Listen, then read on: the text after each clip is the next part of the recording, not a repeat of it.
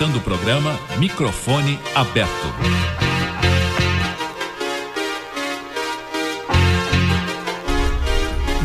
Olha, gente, o Luiz Guilherme Burza, né? É meu colega que é advogado e também já foi radialista, né? Já foi nosso colega também aqui da Rádio Difusora, entendeu? Já trabalhou aqui, tem uma voz bonita, né? E é fluente também para falar o que é importante. Mas ele vai conversar, vamos bater um papo aqui, já que ele é um advogado muito antenado, né? Já foi também membro aqui do PT, né? Isso. Já foi do PT, hoje está filiado a qual partido? Não, hoje eu não estou filiado a partido nenhum, já foi do PT. É uma pessoa que, né, já tem muita preocupação também aí pela política, né? Claro, tem a sua opinião, entendeu? E exatamente essa opinião que a gente vai bater um papo aqui com ele, né? Para ver aqui realmente muita coisa acontecendo. E ele é um comentarista político aqui da Difusora, viu? De vez em quando, os pitecos aqui de opinião. Mas né? Comentarista eleitoral, né? Porque geralmente nas eleições na eleitoral geralmente acaba tocando na política. Tá tocando na política, como eu também, nas eleições eu faço aquele meio de campo aqui, né? Aquela moderação aqui e tal. Não sei se o ano que vem ainda vou fazer, mas talvez ainda esteja aqui, né? Exato. Esse ano, né? Talvez eu não esteja mais aqui na Microfone Aberto, mas estaria aqui na Difusora. Com certeza, viu? A Difusora, quem trabalha aqui sente saudade, né? Sente saudade, é uma casa muito bacana, muito boa, é uma família, né? Aqui é uma família, aqui a Difusora é um time como se fosse um time de futebol, né? Exato. Onde há um time de futebol, onde há um conjunto, né? Onde há, né? É igual o time que está jogando bem, você vê que o cara sabe onde é que tá, vai ali, entendeu? Quando não há conjunto, aí já a coisa piora. Bem, a gente pode até falar sobre futebol também aqui, qualquer assunto aqui. Futebol. Hoje teríamos um grande jogo, viu? Um grande jogo aqui à tarde. À tarde. É o Real Madrid. Verdade. Verdade. O time do Cristiano encontra lá o... doutor, futebol é um assunto, a gente pode falar, mas é um assunto que eu tenho pouquíssimo conhecimento, assim. O time inglês aqui, esqueci nesse momento. Manchester, não é? Não é Manchester, não. Mas daqui a pouco eu lembro aqui o nome, entendeu? Mas aqui está a nossa fotógrafa. A Elaine. Aqui, Elaine, né? Sempre sorridente, sempre bonitinha aqui, tirando a nossa foto aqui. Mas isso aí. Contar aqui um segredo, que eu já casei com a Elaine. Já casou? Já casamos. Eu não sabia não, pô. Foi numa festa junina, casamento caipira, mas a gente casou. Depois de verdade. Foi. Em 1990, 91, né? Já temos aí 28 anos de... já temos um casamento aí longo. Casamento longo. Bem, conversar o seguinte, primeiro é o seguinte, você é um comentarista, mas agora não é eleição não, viu? O Brasil atravessa já há alguns dias uma tormenta, viu? Uma tormenta, eu acho que é a primeira vez que houve assim um movimento tão forte e que houve desacelerou, porque o Brasil ele é um país muito dependente aqui das nossas rodovias. É um país de extensão continental, onde não existe praticamente ferrovias, né? Não. É uma coisa que uma política foi abandonada. Eu acho que é um absurdo isso. Quem viaja aí para fora, como eu viajo, vê que todo lugar você vê um trem ali levando passageiro, levando carga. E aqui no Brasil, que é um país enorme, continental, continental, você não vê, mas praticamente foi sucateado. Não só sucateado, foi desaparecendo. Hoje, nem em relação à carga, nem em relação ao passageiro, nós temos mais ferrovias. Temos uma ou outra, entendeu? Que é insignificante.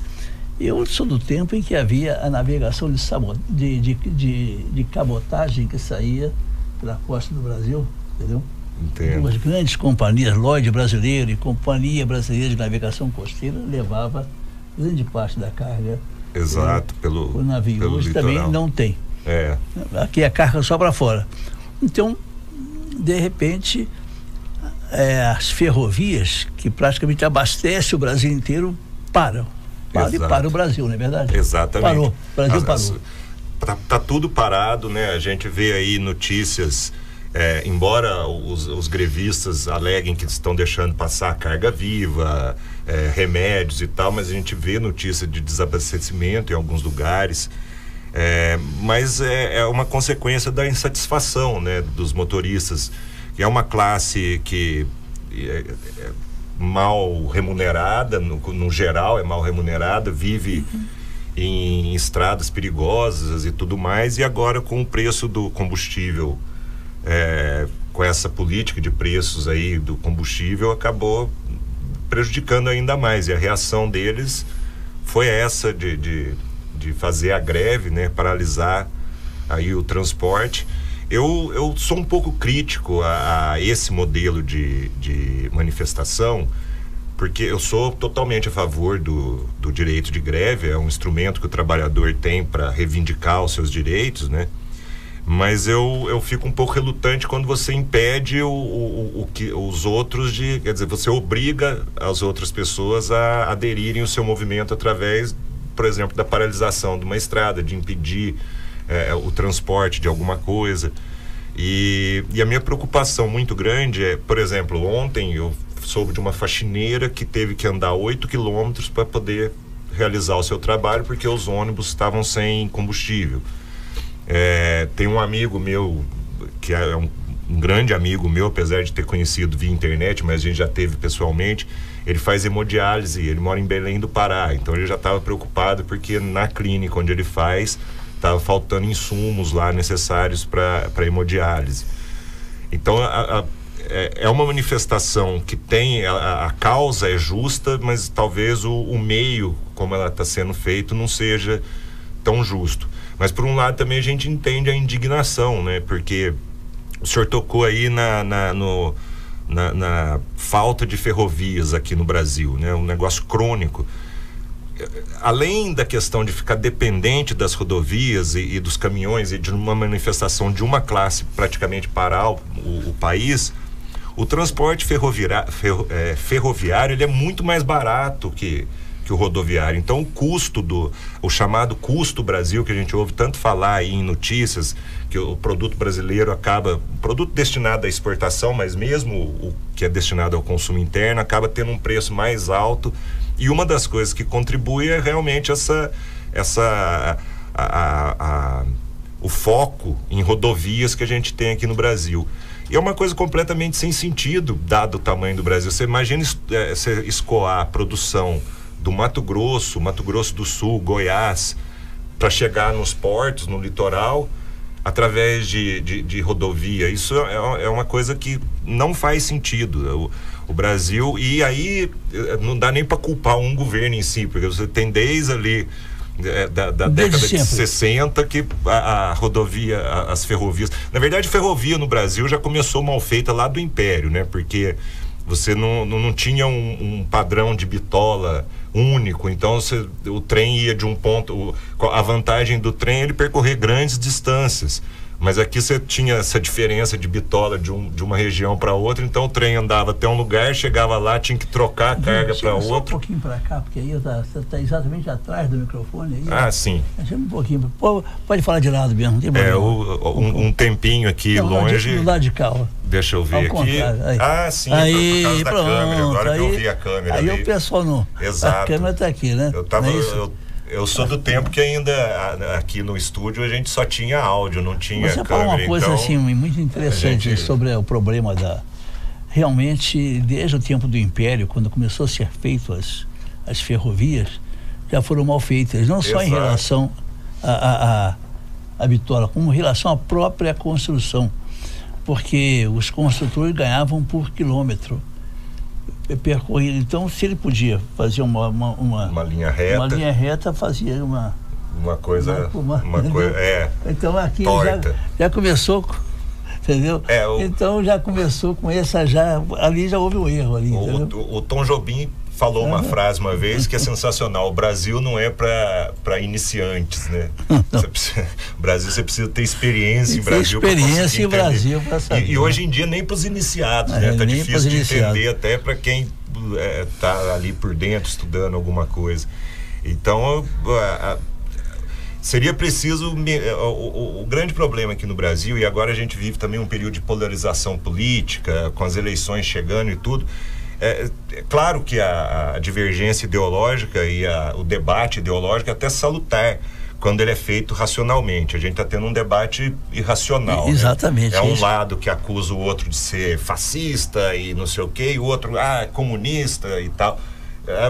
Não é, sabe? Você precisa ter a divergência, tem que haver, porque o consenso, todo mundo pensando igual, aí vou citar um outro, o Nelson Rodrigues falava, né, que toda unanimidade é burra, né? Então é bom que haja divergência, mas a divergência ela tem que ser racional, não adianta um ficar acusando e trocando ofensas e sem debater, sem aprimorar as ideias e melhorar.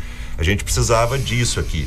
E algumas coisas não tem o que debater, Ouro Fino. O Brasil precisa de ferrovias, precisa sair desse foco excessivo em rodovias, até para manutenção das rodovias. As nossas rodovias são de péssimo estado, na grande maioria, algumas que são boas, mas a gente tem aqui a nossa MG 290, um problema sério, uma rodovia perigosa e tudo mais, e não tem alternativa. Se a gente quer sair de Ouro Fino, tem que ir por ela.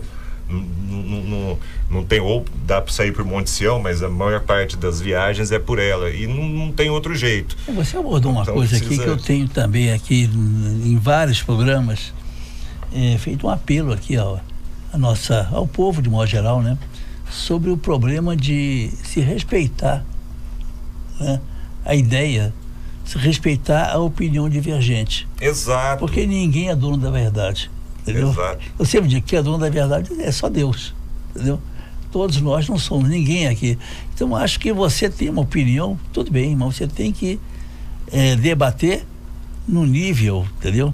Respeitando a opinião daquela pessoa que você... Exato. Entendeu? O cara tem direito de ser Bolsonaro, de achar que o Bolsonaro é melhor. O cara tem direito de achar que o Lula também é o melhor, entendeu? Candidato. E ele está sendo vítima aí de uma perseguição política através do judiciário. Isso é um direito que a pessoa tem de pensar, entendeu? Então eu acho o seguinte, eu acho que ninguém é dono da verdade. Como você não é dono da verdade, então vamos debater em termos racionais, viu? Exato. Mas eu pergunto, dentro termos racionais, como é que você vê o panorama político, já que você gosta você é um comentarista político de eleição? Como é que você vê a eleição do Oliveira? Então, desse ano agora? É a eleição desse ano. Tá esse complicado, ano, né? Essa, para minha função de comentarista eleitoral, essa eleição é difícil. É pegar pegar a Alemanha na Copa, assim, porque o que a gente teve desde 94 era uma polarização entre o PSDB e o PT. 94 e 98, Lula e Fernando Henrique. Fernando Henrique ganhando no primeiro turno, mas o Lula ficando bem colocado em segundo lugar. 2002 e 2006, aí o Lula em 2002 ganhou do Serra, que era do PSDB, teve segundo turno, mas o Lula acabou vencendo. Em 2006 a mesma coisa contra o Alckmin. Depois de 2010 a Dilma contra o Serra, mas aí apoiada, né, a Dilma do PT e apoiada pelo Lula. E depois de 2014 também contra o Aécio. E essa eleição, o que aconteceu de 2014 para cá? Já vinha um pouco antes, mas agravou em 2014. O PT, com as condenações dos políticos e todas as acusações de corrupção, o próprio impeachment da Dilma, o PT perdeu bastante força. Já em 2014 teve uma diminuição na bancada, né? Já vinha sangrando. O PSDB, como ficou aquele negócio? Não é só o PT. Aí pegou o PSDB, o Aécio Neves hoje é um nome que não é nem cotado. O Geraldo Alckmin, que é o pré-candidato do PSDB, aparece nas pesquisas muito mal colocado e governador de um estado importante. E agora foi preso lá, o ex-presidente, né? O Azeredo, né? Que foi o ex-governador do Mensalão. O inventor do Mensalão. Que começou aqui com o Azeredo, foi preso, né? Se entregou, não sei se foi ontem ou quinta-feira. Foi ontem? Foi antes. Foi quinta-feira, ele se entregou. Então, quer dizer, os principais partidos que dominaram a cena política do Brasil de 94 até 2014, por 20 anos, Hoje eles estão enfraquecidos.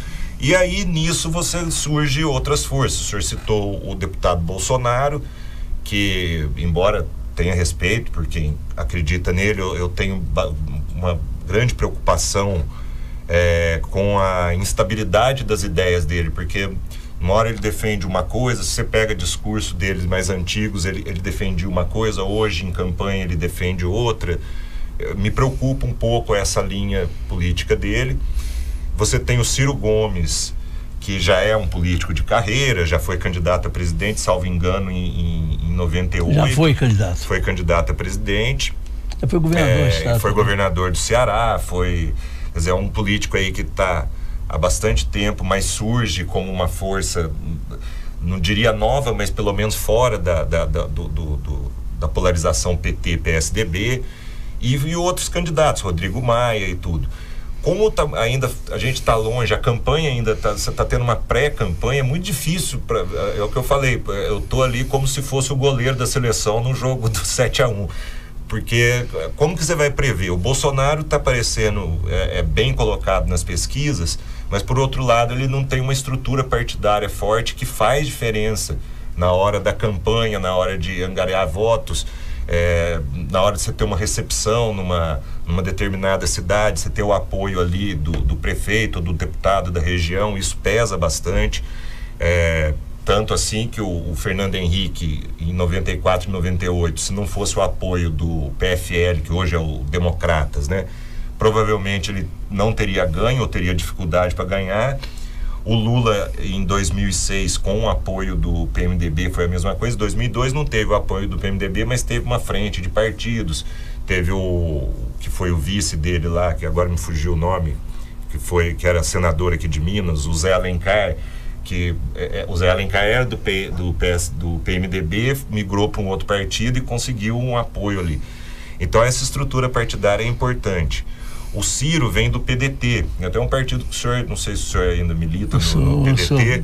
O Ciro vem do PDT, que é um partido médio, não é um partido, né, é um partido importante na história do Brasil, mas em matéria de força política, de número de deputados e tudo mais, ele está ali na mediano, né, mas tem uma penetração, então isso pode fazer diferença na eleição dele. Tem a Marina Silva, que aparece bem nas pesquisas, é um nome conhecido e vem da Rede, que é o partido que ela fundou, e aí vai depender. Então, o que eu acho que vai ser determinante para as eleições vão ser as coligações que serão feitas até a começar a campanha propriamente dita.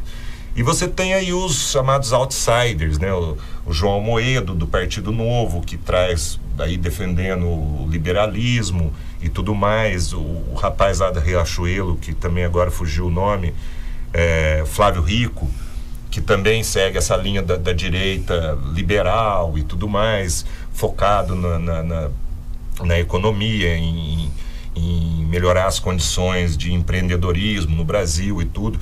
Eu acho que o debate nessa eleição, se ele for feito de forma racional, como a gente falou agora há pouco, isso vai ser salutar para a formação. Essa eleição de 2018, ela é muito semelhante à eleição de 1989, que a gente tinha acabado de sair do governo Sarney, era a primeira eleição desde o golpe militar. Essa a gente não teve golpe, teve eleição, tudo, mas você teve um período longo de governo do PT e que acabou de uma forma bem impopular, né, com o impeachment da Dilma e tudo mais. O Temer sucedeu e também a popularidade dele é baixíssima, acabou tomando medidas questionáveis aí durante o governo dele, nesse curto período. Então o próprio PMDB, que é o partido mais forte, com maior penetração nos municípios, também já sai um pouco enfraquecido por essa questão do Temer fazer parte do PMDB. A costura política das coligações é que eu acho que vai começar a desenhar um quadro para a eleição. Vou dar um chute aqui, entendeu? Sim. Eu acho que o Bolsonaro está no segundo turno. Eu acho. Agora, o problema é ver quem vai contra ele. Exatamente. Entendeu? Exatamente. Quem vai contra ele. Eu acho que ele está no primeiro turno, está no segundo turno e ver quem seria contra ele. Eu acho que quem seria contra ele, não sei, está entre, na minha opinião, está entre o Ciro, entendeu? Exato, e a Marina. E a Marina. Eu acho que entre o Ciro e a Marina. Porque eu acho, por exemplo, que o candidato do PMDB, embora seja um partido em número de representantes fortes, embora mas não tem aquele carisma que é o atual ministro, né? Foi ministro aí, o Henrique Meirelles. Exato. É economista, tal, mas não tem aquela... Não tem carisma, é uma pessoa desconhecida, assim, do povão, porque não adianta ser conhecida no meio político ou das pessoas que estão interessadas em política. Eleição, você precisa de ser conhecida por todo mundo. Aquele sujeito que não gosta nem de ouvir de falar de política, na hora de votar, ele precisa conhecer o candidato, né? Então, eu acho que tem essa chance. Embora eu acho que a falta de estrutura partidária possa acabar também prejudicando um pouco a campanha do Bolsonaro. Mas, por um outro lado, ele tem um apelo popular e um apoio popular muito grande, né? O que se chama aí nas redes sociais de bolsominions, né?